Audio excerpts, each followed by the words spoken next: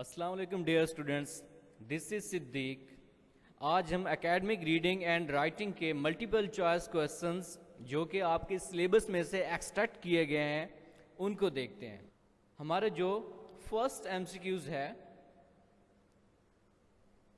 वो है reading is an act of dash in which information is transmitted from a transmitter to a receiver. इसका A option है reading is an act of communication, B interpretation, C regulation, D confirmation. इसका जो correct answer है reading is an act of communication in which information is transmitted from a transmitter to a receiver. इसका जो A option है वो जी। Next MCQs है हमारा extensive reading is use to obtain dash. मैं बताता चलूं एक्सटेंसिव रीडिंग जो है वो हमारी सरफेस रीडिंग है। हम अगर कोई न्यूज़पेपर या कोई मैगजीन उठाते हैं उसमें से हेडिंग्स पढ़ते हैं या जो मोस्ट यानी कि उसमें से हम कुछ जो हमारी नज़र के सामने से गुजर जाता है हम उसको पढ़ के फिर वापस अखबार रख लेते हैं, वो हमारी एक्सटेंसिव रीडिंग होती है। Extensive reading is use to obtain dash.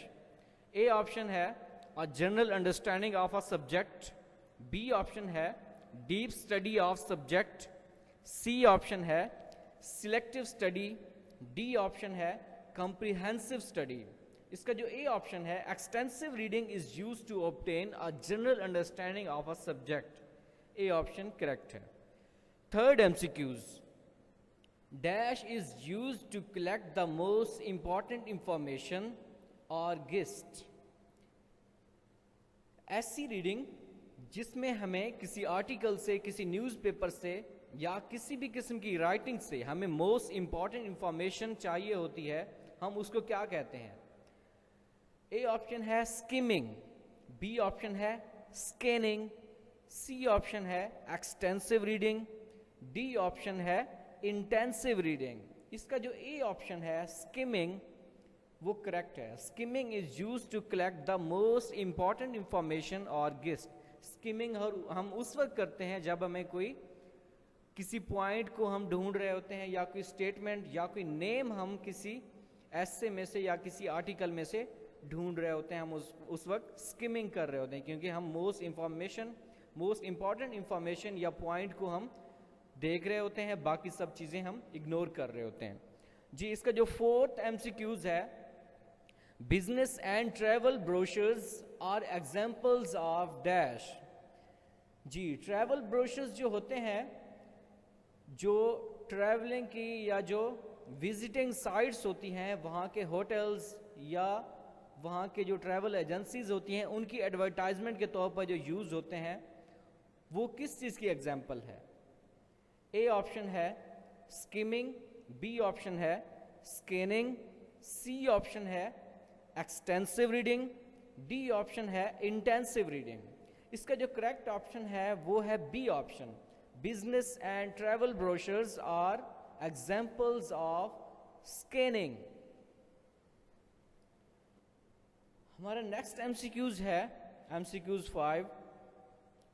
Dash is use to find a particular piece of information. हमें जब पार्टिकुलर पीस ऑफ इंफॉर्मेशन चाहिए होता है तो हम उसमें कौन सी रीडिंग करते हैं? ए ऑप्शन है स्कैनिंग, बी ऑप्शन है स्किमिंग, सी ऑप्शन है एक्सटेंसिव रीडिंग, डी ऑप्शन है इंटेंसिव रीडिंग। इसका जो करेक्ट ऑप्शन है वो ए है। जब हमें कोई पार्टिकुलर पीस ऑफ इंफॉर्मेशन चाहिए होता है तो हम उसको स्कैनिंग करके पढ़ते हैं ताकि हमें वो जो पार्टिकुलर पीस ऑफ इंफॉर्मेशन है वो मिल सके जी। क्वेश्चन 6 एमसीक्यू 6 जो है इसका comprehension is essence of reading. ये एक सेंटेंस है, एक स्टेटमेंट है। Whose statement is this? ये स्टेटमेंट किसकी है? ऑप्शन ए है डर्कन, बी है फॉल्कनर, सी है चॉम्स्की, डी है नन ऑफ देम। इसका जो ए ऑप्शन है ये डर्कन की स्टेटमेंट है, बड़ी फेमस स्टेटमेंट है। एकेडमिक रीडिंग और राइटिंग में ये आपको पता होनी चाहिए कि ये डर्कन की स्टेटमेंट है जी। 7th MCQs, dash holds the information in the mind of a short period of time. Dash holds the information in the mind for a short period of time. हमारे माइंड के अंदर 3 टाइप्स ऑफ मेमोरीज होती हैं। First है short term memory, second है long term memory and third one is working memory. अब जो हमारी यहाँ पे देखें, dash holds the information in the mind for a short period of time, वो कौन सी मेमोरी होगी जो किसी भी इंफॉर्मेशन को थोड़े से वक्फे के लिए हमें हमारे दिमाग में रखती है। इसका जो ए ऑप्शन है अ शॉर्ट टर्म मेमोरी, ये करेक्ट ऑप्शन है जी। 8th MCQs है हमारे पास, processed information is permanently stored in. जो प्रोसेस्ड इंफॉर्मेशन है वो परमानेंटली किस पार्ट ऑफ हमारे ब्रेन के किस मेमोरी के पार्ट में स्टोर होती है। ए ऑप्शन है short term memory, B option long term memory, C option working memory. इसका जो बी ऑप्शन है लॉन्ग टर्म मेमोरी, ये करेक्ट है।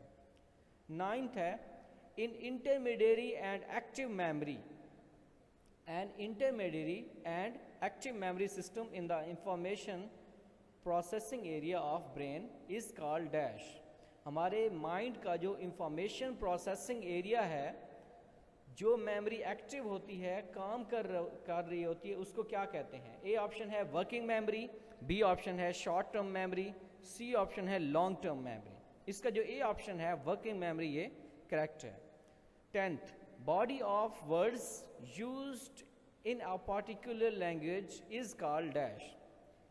A option vocabulary, B option imitation, C comprehension, D recreation. Body of words used in a particular language is called vocabulary. A option. 11th MCQs, dash dictionary is written in one language. कौन सी dictionary जो एक ही language में लिखी गई होती है। A है monolingual dictionary, B bilingual dictionary, C trilingual dictionary. ऐसी डिक्शनरी जो एक ही लैंग्वेज में लिखी जाए उसको मोनोलिंगुअल डिक्शनरी कहते हैं। 12th, dash is a dictionary used to translate words और phrases from one language to another. इसका मतलब है कि ऐसी डिक्शनरी जिससे हम वर्ड को ट्रांसलेट करें या फ्रेजेस को ट्रांसलेट करें एक लैंग्वेज से दूसरी लैंग्वेज में, यानी कि ऐसी डिक्शनरी जो दो यानी कि 2 लैंग्वेजेस पे कंप्राइज करती है, उसको क्या कहते हैं। ए ऑप्शन है बाइलिंगुअल डिक्शनरी, बी ऑप्शन है ट्राइलिंगुअल डिक्शनरी, सी ऑप्शन है मोनोलिंगुअल डिक्शनरी। इसका जो ए ऑप्शन है बाइलिंगुअल डिक्शनरी, ये करेक्ट ऑप्शन है। 13, bilingual dictionary is also called dash dictionary. Bilingual dictionary को हम दूसरा नाम कौन सा देते हैं। ए ऑप्शन है ट्रांसलेशन डिक्शनरी, बी ऑप्शन है non translational dictionary, C option है मल्टी डायरेक्शनल डिक्शनरी। इसका जो ए ऑप्शन है ट्रांसलेशन डिक्शनरी, बाइलिंगुअल डिक्शनरी को ट्रांसलेशन डिक्शनरी भी कहते हैं। 14th है a trilingual dictionary consist of dash languages. एक ट्राइलिंगुअल यानी कि जो ट्राई का मतलब होता है 3, ट्राइलिंगुअल डिक्शनरी कितनी सारी लैंग्वेजेस पे कंप्राइज करती है, कंसिस्ट करती है। ए ऑप्शन है 1 language, B 2 languages, 3 languages, D 4 languages. A trilingual dictionary consists of 3 languages. 15th MCQs है process of writing or compiling a dictionary is called dash. Process of writing and compiling a dictionary is called A lexicography, B topography, C biography. इसका जो A option है lexicography, ये correct option है। 16th, the way in which a word is pronounced is called dash. A pronunciation, B syllabication, C mimicking. इसका जो A option है the way in which a word is pronounced is called pronunciation. 17th MCQs, division of words into syllables is called dash. division of words यानी कि एक word को हम उसकी आवाज़ों में तकसीम कर दें। Division of words into syllables is called dash. A syllabication, B pronunciation, D imitation. इसका जो करेक्ट ऑप्शन है वो है सिलेबिकेशन। जब हम वर्ड को डिवाइड करते हैं उसके सिलेबल्स में, उसको सिलेबिकेशन कहते हैं। 18th MCQs है study of origin of the word is called dash. जब हम किसी वर्ड के ओरिजिन की, यानी कि ये वर्ड कहाँ से निकला, किस लैंग्वेज से निकला, वो स्टडी करते हैं, उसको क्या कहते हैं? Study of origin of word is called A etymology, B syllabication, C none. इसका जो करेक्ट ऑप्शन है वो ए है, etymology. Study of origin of word is called etymology. 19th MCQs. A dash is a group of words which starts with a capital letter and ends with a full stop. A option है phrase, B option है sentence, D option है verb. इसका जो B option है, a sentence is a group of words which starts with a capital letter and ends with a full. 20th MCQs. The word tense is derived from a Latin word tempus, which means dash. जो tense है वो word tempus से derive किया गया है, जिसका मतलब क्या है? A ऑप्शन है time, B ऑप्शन है meaning, C ऑप्शन है structure। इसका जो A ऑप्शन है time, ये correct ऑप्शन है जी। 21st MCQs. The distinct section of a piece of writing. Distinct का मतलब होता है अलग थलग, यानी कि सबसे नुमाया। A distinct section of a piece of writing, usually dealing with a single theme and integrated by a new line, is called a dash.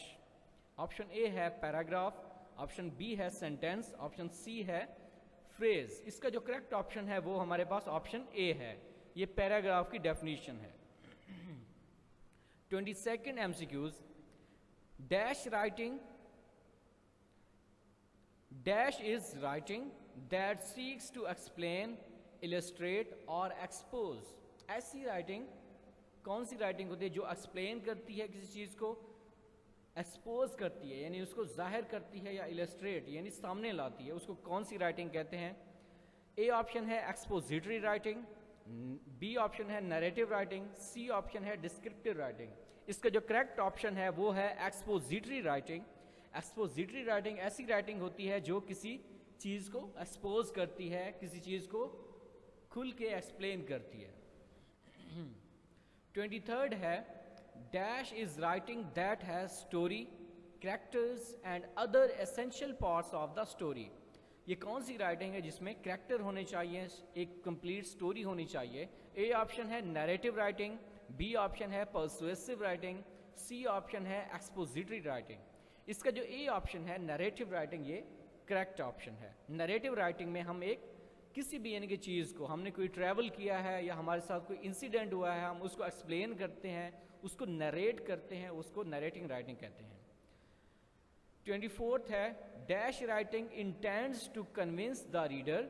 ऐसी राइटिंग जिसका मकसद रीडर को कन्विंस करना होता है, कायल करना होता है, to believe in an idea यानी किसी बात पर या किसी आइडिया को वो मान जाए, एंड डू एक्शन और वो बात करके वो एक एक्शन माने, उसको क्या कहते हैं?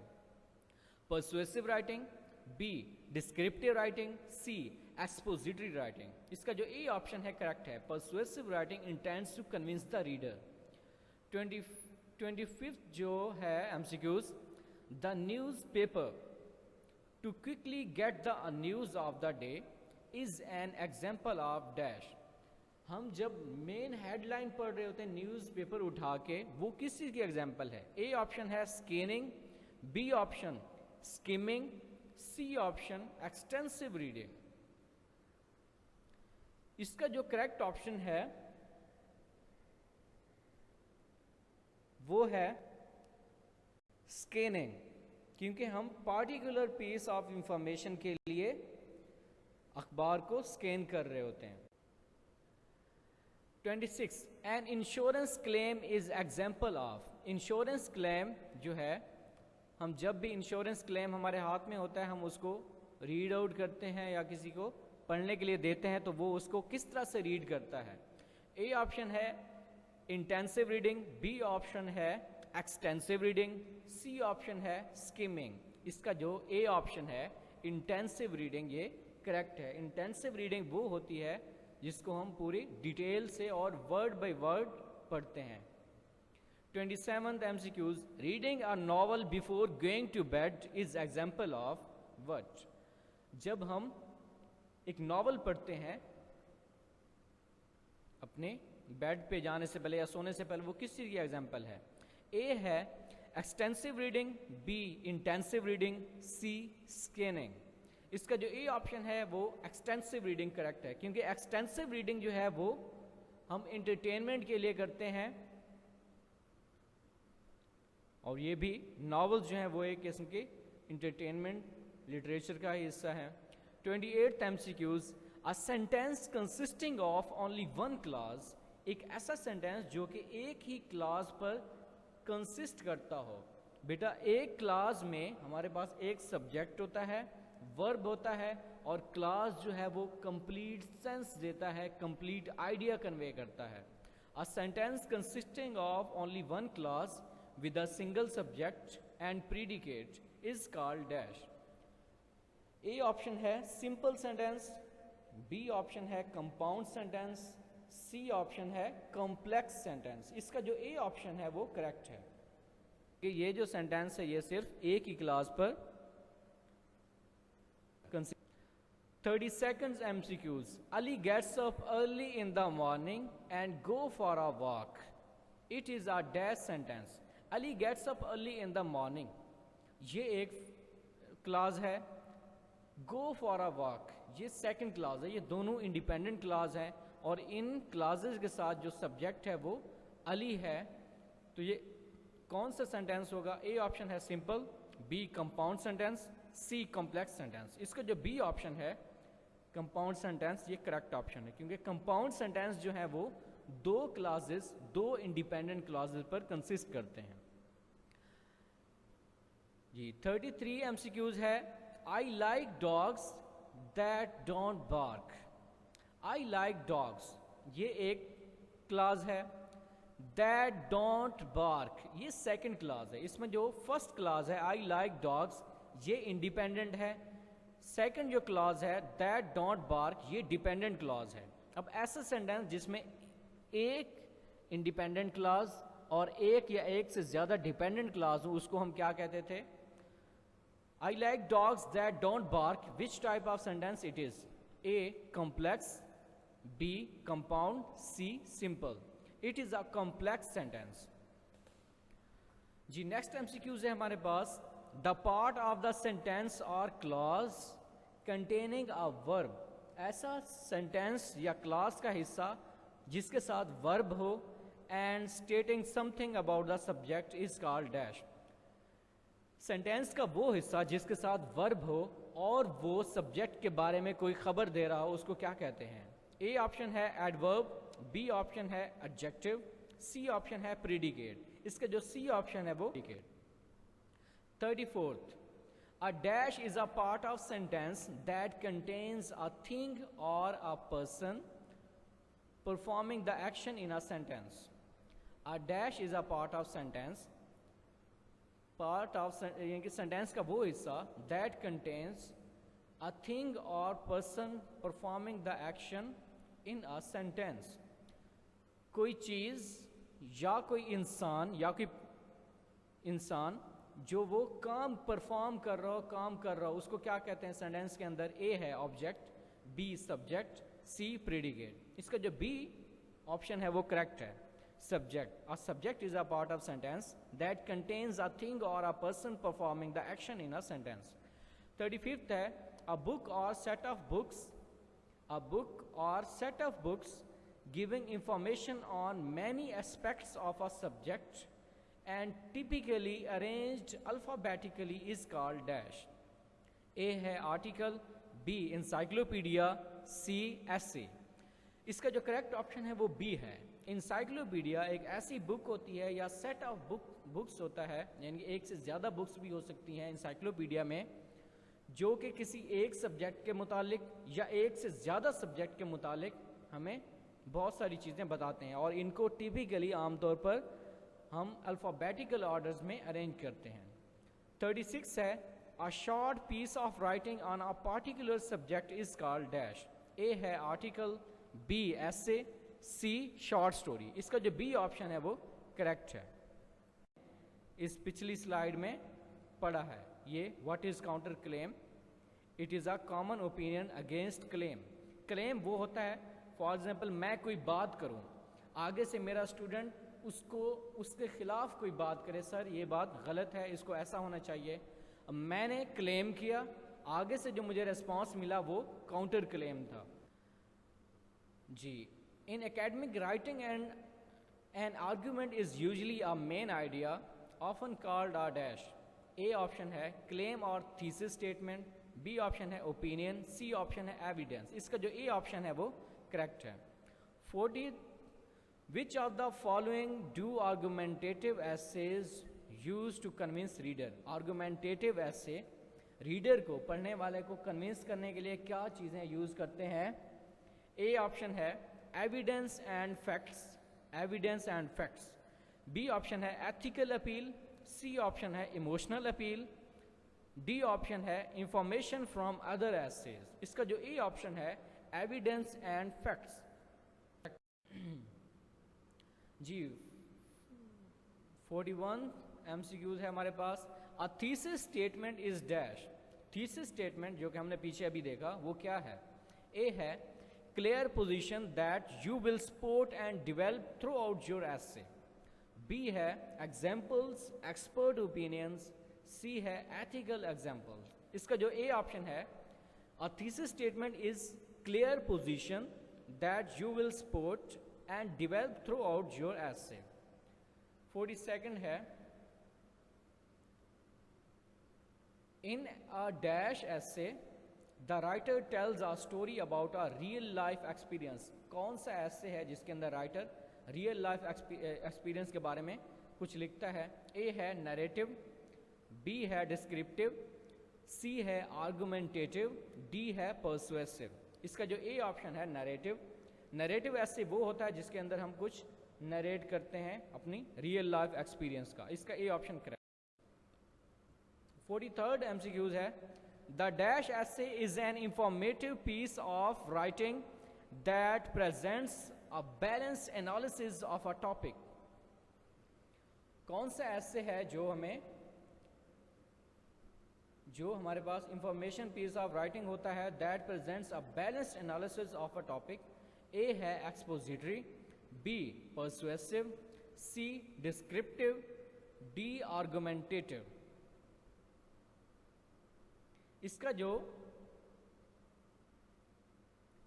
सी ऑप्शन है वो करेक्ट। डिस्क्रिप्टिव ऐसे जो है वो हमें एनालिसिस ऑफ अ टॉपिक देता है। 44th, the goal of dash essay is to convince the reader to accept the writer's point of view। Convince करने वाला जो ऐसे होता है उसको ए ऑप्शन है हमारा पर्सुएसिव ऐसे, बी एक्सपोजिटरी ऐसे, सी डिस्क्रिप्टिव ऐसे, डी आर्गुमेंटेटिव ऐसे। इसका जो ए ऑप्शन है पर्सुएसिव ऐसे करेक्ट है। जी 45 है, a reason tales, A reason जो हम देते हैं वो क्या बताती है? Why the claim is made and is supported by dash. Claim को क्या चीज़ें सपोर्ट करती हैं? ए है एविडेंस, एविडेंस मतलब सबूत, प्रूफ, बी डाटा, सी नन। इसका जो ए ऑप्शन है वो करेक्ट है। 46, एन आर्गुमेंटेटिव ऐसे requires a more dash language. Argumentative ऐसे जो होता है उसके अंदर हम कौन सी लैंग्वेज यूज कर सकते हैं? ए ऑप्शन है फॉर्मल, बी है इनफॉर्मल, सी ऑप्शनल।